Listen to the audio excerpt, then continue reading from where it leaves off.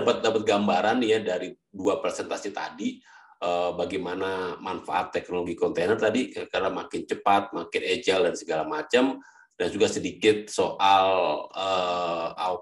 how-nya gitu ya, bagaimana melakukannya gitu. Namun sekarang kita akan bergeser ke sesi diskusi panel di mana saat ini kita akan mencoba untuk mengidentifikasi sebenarnya tantangannya di mana, dan ya how-nya juga bagaimana tadi mengubah banyak hal ya, karena ketika ngomong kontainer ternyata tidak hanya soal ngomong teknologi tapi juga tadi mengubah people dan juga prosesnya. Kita akan coba melihat gitu how-nya juga tantangannya muncul di sesi diskusi panel ini. Saya sudah menyiapkan beberapa pertanyaan, namun jika teman-teman punya pertanyaan lain yang belum ditanyakan, silakan diajukan di kolom Q&A. Nanti kita akan coba jawab di akhir acara nanti. Mungkin pertanyaan saya untuk Mas Fajar nih, Mas. Saya kemarin nyari data dan Statista tuh sempat merilis tantangan terbesar gitu dari implementasi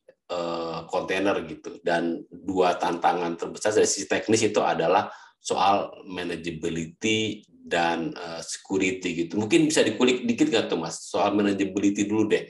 Apa sebenarnya tantangan utama gitu ketika perusahaan implementasi kontainer? Apakah karena terlalu banyak jadi terbanyak dan mungkin beda-beda environment sehingga jadi visibility jadi turun gitu karena nyebar di mana-mana, atau gimana Mas? Dari sisi manageability apa sih Mas tantangan yang biasanya muncul gitu? Oke. Tentu ya, pasti manageability itu menjadi sebuah tantangan karena memang secara nature-nya dari teknologinya kita tuh kalau analoginya tuh kayak ngurus hewan peliharaan sama ngurus hewan ternak. Kalau ngurus peliharaan ya kayak kucing gitu ya, kita anggap satu buah VM atau satu buah bare metal. Itu kan pasti kita sayang-sayang ya. Kita kasih obat, kita vaksin. Istilah kata kalau di dunia IT ya servernya nggak boleh mati, nggak boleh keganggu sedikit pun dan lain-lain. Compare kita yang harus mengurus hewan ternak gitu, ayam, kambing, sapi yang kita punya banyak gitu ya. Kalau seandainya salah satu ternak kita sakit itu ayamnya dari 10 sakit, ya udah yang ayam satu ini yang kita keluarkan dari grup supaya tidak menular yang ke lain. Jadi memang pada saat kontainer itu nature-nya adalah kita akan spawning atau memprovision banyak sekali kontainer, bukan satu-satu kayak di VM ataupun di bare metal. Oleh karena itu, manageability itu akan menjadi tantangan, which is sebenarnya tadi yang teknologi saya ceritakan, yaitu Kubernetes itu yang membantu dari sisi manageability dalam menjalankan kontainer day-to-day operation-nya, Pak Wisnu. Gitu. Oke. Berarti memang tantangannya di soal manageability itu, Mas. Berarti kalau tadi ada Kubernetes juga kan ada Red Hat juga punya solusi OpenShift, itu akan jadi krusial gitu ya untuk mengelola itu semua gitu ya. Ya, bisa dibilang memang karena Kubernetes itu membantu dalam memanage kontainernya, tidak serta-merta hanya dengan tools Kubernetes itu tanpa disupport dari sisi surrounding ataupun dari sisi usernya gitu dalam mengelolanya itu akan berjalan dengan mulus gitu sih Pak. Tetap memang harus challenge-nya adalah ya tadi balik lagi ke sisi prosesnya seperti apa, sisi culture-nya seperti apa, apakah teknologi surrounding-nya sudah mendukung atau belum. Kira-kira seperti itu sih Pak. Oke. Nah sekarang soal security itu Mas, tadi Ya. Mas Fajar sebenarnya udah mengungkap sih bahwa emang ya udah beda gitu ya pendekatannya, bahwa tim security itu udah harus mulai terlibat dari sisi pas awal development gitu ya, nggak di akhir nungguin, tapi dari awal udah mengelola gitu. Itu memang itu Mas ya. Kalau tantangan security itu berarti memang bagaimana tadi mengelola yang banyak, tapi mungkin bisa diatasi dengan itu terlibat dari awal ya, DevSecOps-nya bahkan jadi terlibat dari awal gitu ya Mas ya. Ya, kalau security juga sama sih Pak. Pendekatannya memang juga ada 3 pendekatan gitu ya, dari sisi teknologinya, dari sisi proses dan juga culture sih orang security-nya. Dari sisi teknologi nih Pak, mungkin kalau dulu kita bisa solving kayak gitu di install agent di OS gitu ya, di bare metal, terus habis itu di scanning, dijagain dan lain-lain.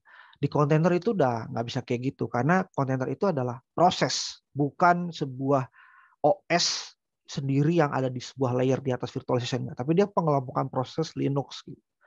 Dari sisi workflow atau proses dari sisi perusahaannya gitu ya, kita nggak bisa lagi kayak oke, sebelum aplikasinya naik coba di scanning manual dulu pakai IPS, pakai antivirus, itu udah nggak bisa. Ataupun dari sisi culture kita orang security-nya pakai yang metode tapping network lah, atau metode yang cuma nungguin dari sisi antivirus lah atau scanning di operating system, itu nggak bisa. Karena memang pendekatannya kita bisa protect sebelum masuk ke dalam ranah kontainer gitu ya, pada saat codingnya di scanning, pada saat building container image-nya di scanning, pada saat mau onboarding juga ada gate security-nya. Even pada saat running container di dalam Kubernetes-nya ini pun kita juga bisa masukkan konsep security yang baru, yaitu menggunakan pendekatan microservices. Jadi memang harus menyesuaikan sih Pak, intinya gitu. Oke, terima kasih Mas Fajar. Mungkin sekarang ke Mas Gibon nih Mas. Tadi Mas ceritakan bahwa ya itu kultur harus dirubah gitu ya sama. Nah, mungkin bisa kalau dari Bank Raya sendiri transformasi talent itu seperti apa Mas? Saya kebayangkan dulu developernya udah terbiasa dengan konsep biasa waterfall segala macam, sekarang harus berubah gitu. Apakah emang ada transformasi itu dilakukan atau emang ganti orang gitu atau gimana sih Mas selama ini transformasi yang dari sisi kultur lah yang dilakukan di Bank Raya? Baik, Mas Wisnu. Jadi sama sebenarnya seperti yang diceritakan oleh Mas Fajar ya. Jadi kalau culture itu sesuatu hal yang memang nggak bisa instan sekali kita ngimplement container base langsung jadi semua langsung beres gitu ya. Ya, itu harus dikelola dengan baik gitu loh. Jadi dikelola dengan baik itu pun juga ada journey-nya. Jadi journey-nya itu mulai dari developers-nya dan operasionalnya juga harus berubah. Cara mengelola dari aplikasi yang running on top of container base itu juga harus dirubah. Kalau dulu mungkin tadi seperti diceritakan Mas Fajar, aplikasi jadi semua dalam satu VM, baru di scanning di ujung gitu loh, lakukan pentest dan lain sebagainya. Kalau kita sudah mulai mengimplementasi model-model container base, ya harus di-apply CI/CD-nya. Jadi dimulai dari awal orang mengembangkan aplikasi, naik ke atas, sebelum dites oleh QA, itu sudah harus lewat penyaringan, misalnya harus melalui lewat pipeline SonarQube untuk dipastikan code checking-nya. Terus dengan menggunakan guardrails pun juga harus dipastikan kontainer itu aman dari virus dan lain sebagainya. Itu dari sisi operation juga sudah berubah gitu. Lalu kemudian dari sisi teman-teman yang ada di QA pun juga cara bekerja juga mengetes dalam aplikasi yang kontainer pun juga harus berubah. Jadi mau tidak mau untuk mendukung implementasi ini itu DevOps implementation serta Agile itu dalam proses pengembangan mulai dari awal sampai akhir tuh harus mulai diterapkan gitu loh.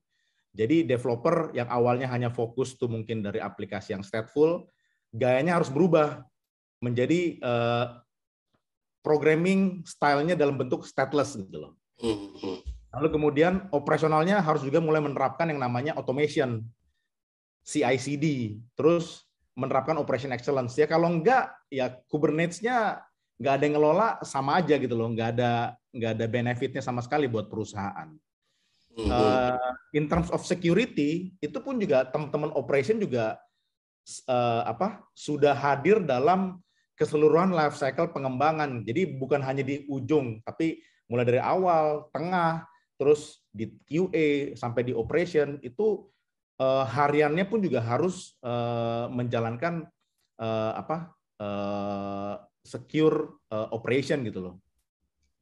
Teman-teman yang di awal meng-create container pun itu juga harus mengambil image yang memang sudah di-secure oleh tim security bahwa ini tidak ada malware di dalam kontainer. Terus kemudian sudah dari authorized image ya, Mas Fajar ya. Jadi jangan bikin kontainer dari image yang antah berantah gitu loh Mas ya. Ya betul. Nanti aplikasinya menjadi bermasalah, terus kemudian tiba-tiba mati, tiba-tiba korup, terus tidak punya strategi gimana cara mengelolanya, itu juga salah juga. Jadi culture ini yang memang harus dibangun oleh kita ketika kita moving ke container model aplikasi sih. Itu sih Mas Wisnu. Itu journey itu udah dilakukan dan dilakukan di Bank Raya itu berapa lama tuh Mas butuh waktu untuk mengubah kultur itu Mas? Cukup lama sih Mas, yang namanya merubah manusia itu nggak cepat soalnya. Tapi sekarang udah relatif udah apa ya, udah mature gitu Mas ya. Udah oke gitu ya.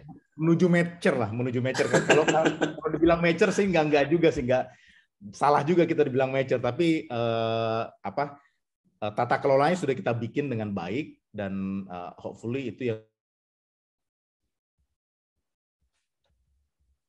Oke. Kayaknya putus. Oke, thank you Mas Gibran. Oke, sekarang balik ke Mas Fajar nih Mas. Tadi saya udah sempat nanya sebenarnya ke Mas Gibran kan. Tadi tuh kan kalau saya baca kontainer ya sebaiknya dibangun ground up gitu, maksudnya dari aplikasi yang baru dibangun gitu, dan dibangun untuk mendukung legacy application ya yang udah ada saat ini gitu. Tapi sebenarnya kalau secara teori, walaupun mungkin prosesnya akan panjang, apakah memang bisa Mas legacy application, monolithic application itu lama dipecah-pecah sehingga menjadi sebuah microservice atau aplikasi yang terdiri dari banyak kontainer atau banyak microservices.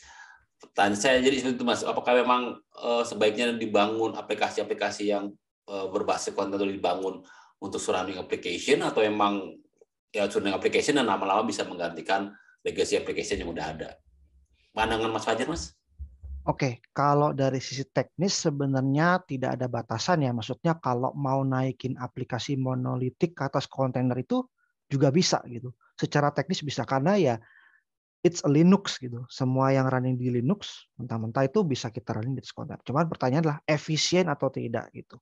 Oke. Nah, kalau ketika sudah ngobrolin aplikasi yang besar, multiple modul gitu ya, dan kita harus menjaga supaya gimana caranya tidak, kalau ada perubahan sedikit masa harus rombak code semua. Nah, makanya dibuat modular, lalu dibikin per service, lalu kalau teman-teman pernah sering dengar namanya microservices gitu. Nah, itu dipecah-pecah menjadi service yang kecil, dan di masing-masing service itu naik ke dalam sebuah kontainer dan bisa di scale up gitu. Nah, kalau teman-teman tanya gimana cara dari merubah monolitik ke microservices, wah itu ada disiplinnya lagi tuh, ada teknis ataupun seninya lagi sih, memecah dari monolitik menjadi sebuah aplikasi yang berbasiskan microservices dan runningnya secara efisien. Tapi jadi saya pengen menyampaikan jangan berkecil hati buat teman-teman yang mau step into the container world gitu. Nggak harus, aduh saya harus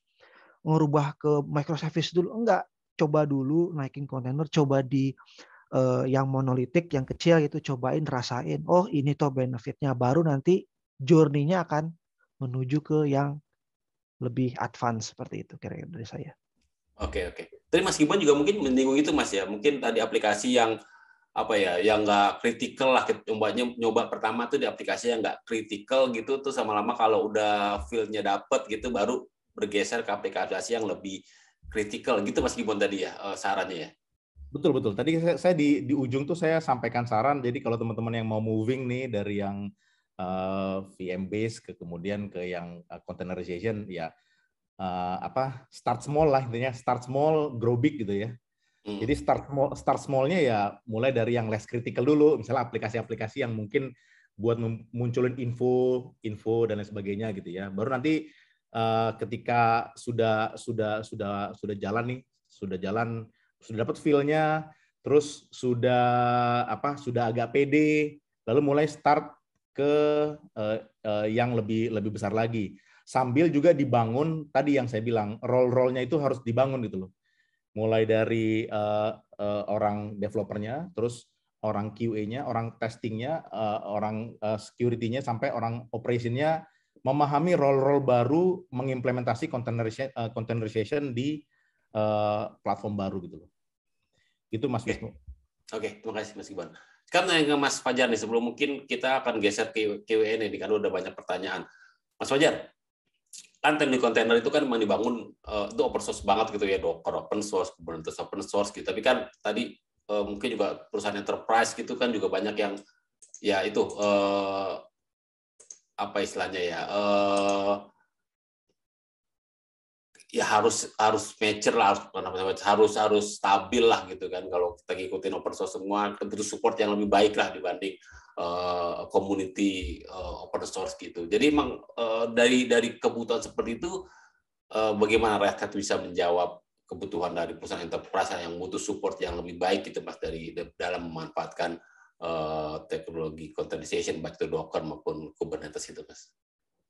Ya, dari Red Hat sendiri memang kita adalah perusahaan yang berbasiskan open source ya. Jadi perlu dibedain ya antara terkait open source dengan aplikasi yang freeware dan yang punya subscription enterprise gitu.